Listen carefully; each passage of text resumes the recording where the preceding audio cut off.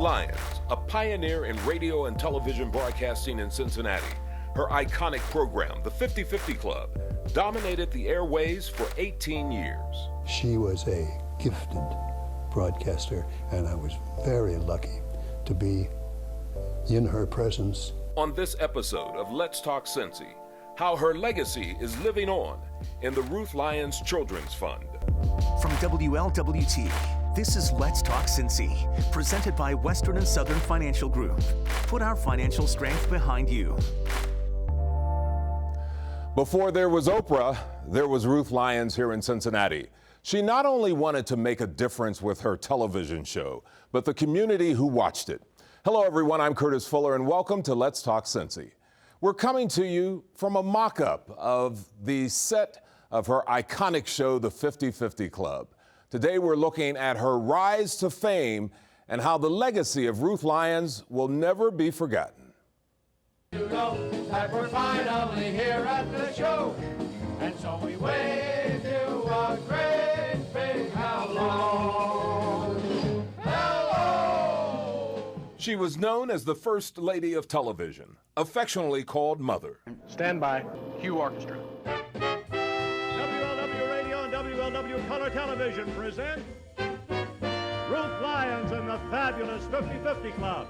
And now, here is the star of the 50/50 Club show, in person, Ruth Lyons.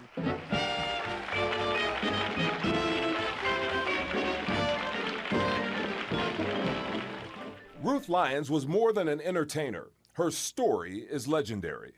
The first woman to host a national daytime talk show. It's been said that Ruth Lyons was so popular, tickets to her show were sent out 3 years in advance. Folks came from all over to see her, and the 50/50 Club, the highest rated daytime show in the nation. And what an experience. Let us entertain you. The biggest stars in the country like Bob Hope came to Cincinnati to visit the Ruth Lyons show. You tricks, some old and then some new tricks. Today, Ruth Lyons' legacy lives on through a charity she started 80 years ago. In 1939, after visiting Cincinnati Children's Hospital during the Christmas season, she learned that there were no funds available to brighten the holidays for the hospitalized children. She asked her radio listeners at the time to send in their nickels and dimes for the children. That first year, she raised $1,000, and that was the beginning of the Ruth Lyons Children's Fund, now helping children in Cincinnati and Dayton area hospitals. Since its inception, the fund has raised over $22 million. In addition to Christmas celebrations, it provides a variety of unique services. Every child receives a gift of their very own to keep when they experience an overnight stay at the hospital. And I don't think there's a fund in the country that can say that.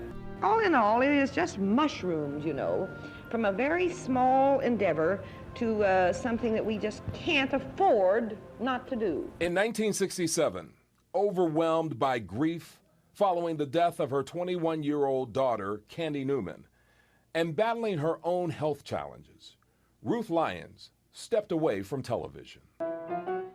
Let us entertain you. Let me make you smile. Ruth Lyons passed away in November 1988. She was 81 years old, but her legacy will last forever. And if you're real good, I'll make you feel good. I want your spirits to climb, so let me. Ruth Lyons had a zest for the magical tradition of the holidays. We're looking at the legacy the Ruth Lyons Children's Fund is leaving here in Greater Cincinnati and this region. Dayton Children's Hospital was among the first to put the Ruth Lyons Children's Fund to use.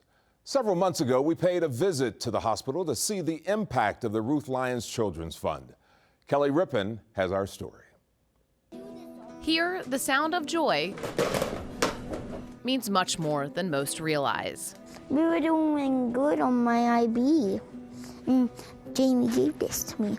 At Dayton Children's Hospital, families like the Fields have to get used to a new norm. He'd be at school and I'd be at home. or at my work, so.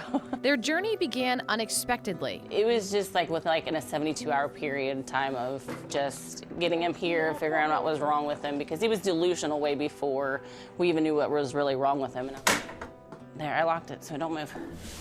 A long time ago, we were in the hospital for like 25 days and 3 weeks. It's sad. My family's sad. I'm going to my friend. He had an infection in his ankle, I guess, already, or somewhere throughout his body. And once the break did it, that's kind of like infused everything. And then we ended up pretty much staying in the hospital. They took testing. They did a spinal tap on him. Afterwards, then they come back and said, you know, it was MRSA. Toys and activities became like a medicine for Austin. But they have been so wonderful with the toys and activities and keeping him actually occupied and keeping him busy, because that's all he wants. Dayton Children's Hospital gives at least 1,000 of these items to kids and their families a month. Our Ruth Lyons funds we use to purchase toys for our play areas and activity centers. We also use it to purchase some gifts for patients on Christmas Day. One of the big things we use it for is admission gifts for our kids that are admitted to the hospital and in surgery. So we have coloring books, crayons, we have these grab-and-go play packs, we have decks of cards. For me, since I've been here a long time, is seeing kids and families come back after a number of years and say, I still have that craft project we made when I was 10 years old in the activity center, or that gift that we got. It's amazing that over the years, how many people have said that. Ruth Lyons has had an impact that has stood the test of time. What she's done so far is like amazing. Like it is, it's awesome. I mean, he's come a long way. He loves toys, but yeah, toys are a great thing for kids. I mean, just to kind of get their minds off of everything. Thank you for the toys. You know, the folks at Dayton Children's Hospital tell us the gifts have become such a big part of their operation. In fact, they admit they don't know what they would do if they could not provide them for families they serve. Well, just ahead on Let's Talk Cincy, how Ruth Lyons literally brought Cincinnati into the age of color TV. LWT, this is Let's Talk Cincy, presented by Western and Southern Financial Group.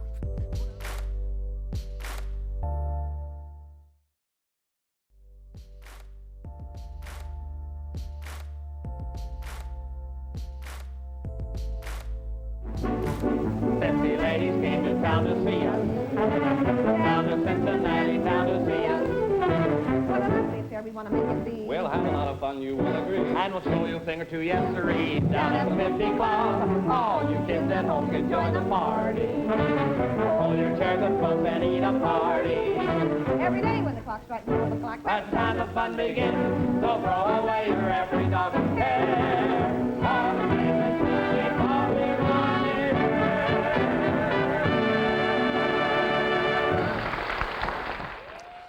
A few years ago, an amazing documentary was released about the life of Ruth Lyons. It's simply entitled Ruth Lyons, First Lady of Television.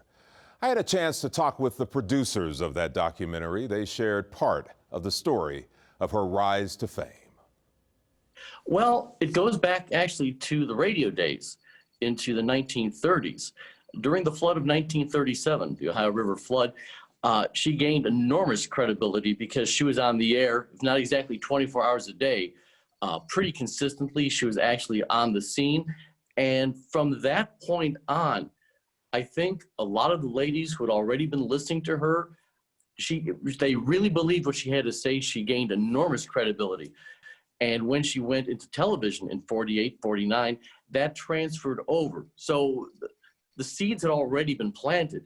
And when television took off and her style of television took off with it, it was really an unbeatable combination. What about advertisers? I hear she was very popular with advertisers too. You know, Ruth was popular and it was noticed by everybody, especially advertisers.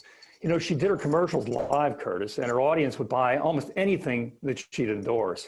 She wouldn't endorse anything she didn't believe in, of course, but one time I remember she was promoting rose bushes, and they flew off the shelves. And if I remember correctly, I think my grandparents may have even bought some of those rose bushes because Ruth said, go buy these rose bushes. But when the roses didn't bloom like Ruth thought they should, she actually had to go back and apologize to her audience because she felt that kinship with them and said, I endorsed it, they didn't work, I'm sorry. But here's another example. When Channel 5 decided to produce the 50/50 Club in color, Ruth told her audience, and she told them every day, how wonderful the show looked in color. And so she convinced many, many households in Ohio and Indiana that color was worth the money.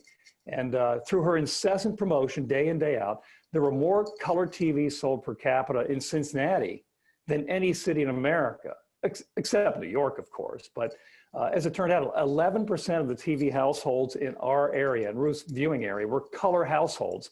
And RCA, which was a major manufacturer at the time, named Cincinnati Color Town, USA. I like that story. That's a great story. Let's talk a little bit about the documentary that you guys did. What challenges, if any, did you face in pulling this off? It was pretty impressive. The biggest challenge, we had very little from her best years to choose from. So what we wound up doing was unearthing audio. And then the challenge became to match the audio with visuals.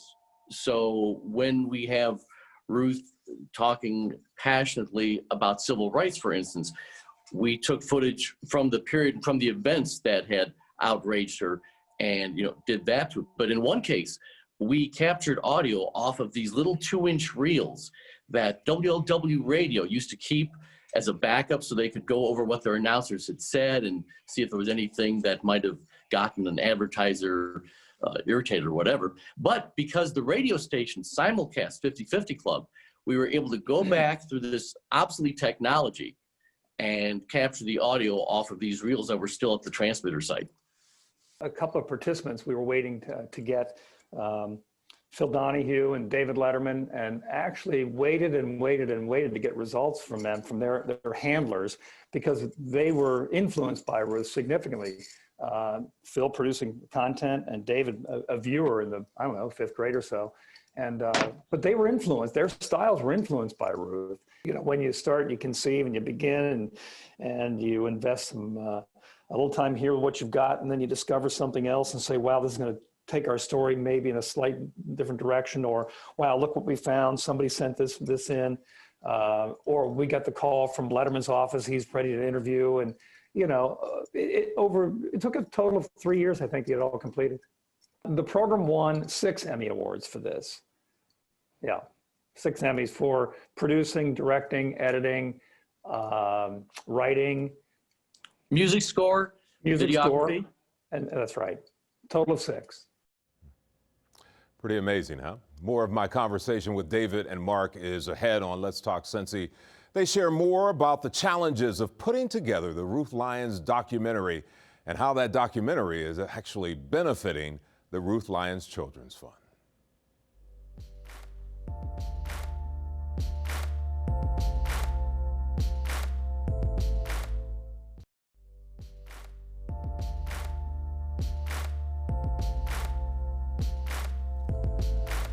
More now of my conversation with the producers of that award-winning documentary about the life of Ruth Lyons.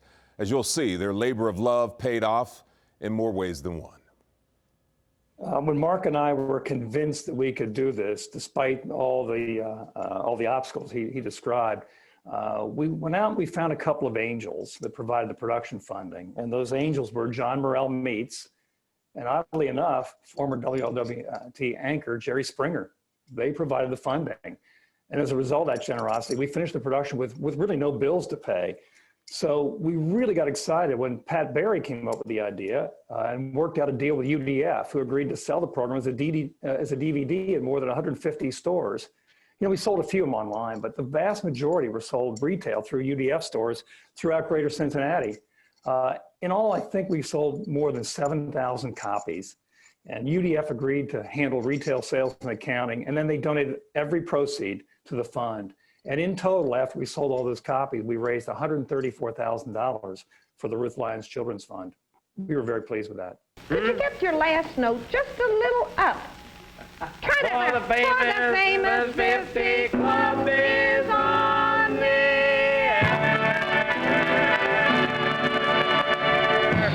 We've talked about how someone like this it won't happen again. A Ruth Lyons will never happen again. Oprah is a good example. I mean, Phil Donahue, good examples, but it won't happen again. I think the landscape has changed so much.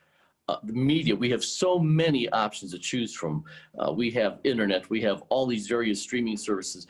I don't think you'll ever have an Oprah, much less a Ruth Lyons, again, somebody who can bring to the table so many people. And also, we're so obsessed with demographics right now. If you look at those studio shots when they do the waving song, or if Ruth is talking to someone in the audience, you will see that Ruth Lyons had elderly women, she had young housewives, everything in between.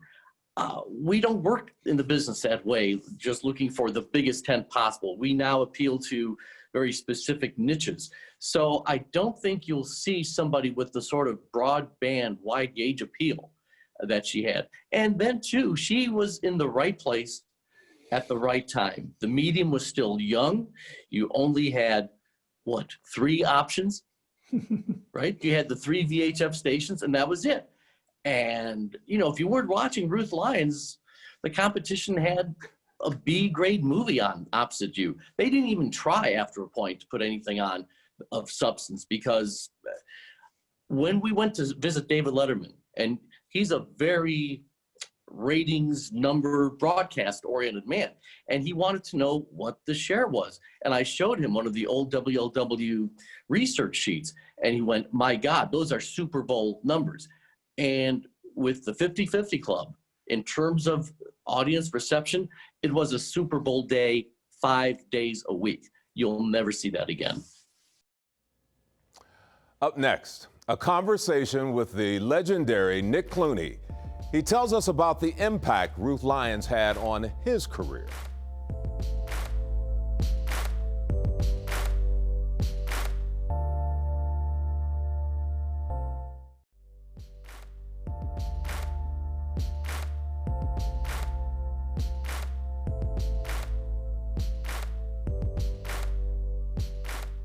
Welcome back to Let's Talk Cincy. WLWT viewers have gotten to know Ruth Lyons through her acts of generosity and the children's fund created in her name. But there are some who got to watch the magic she created on air up close. I got a chance to sit down at the end of last year with my friend and fellow journalist Nick Clooney for a one-on-one interview about the impact Ruth Lyons made on him. If you had to describe Ruth Lyons to someone else, how would you do it? The first thing I would describe her as is and this would be because of my own respect for her and background. I first met her when my sisters, Rosemary and Betty, were teenagers, and I was like 12 or less. And they were working at WLW radio, you know, and Ruth had already started at WLW, and she was doing the morning matinee. She was the most gifted broadcaster in my memory, and my memory now lasts 80 years and more, you know. She was very professional. She knew this business from the ground up. She knew everything about it. She knew how to deal with it.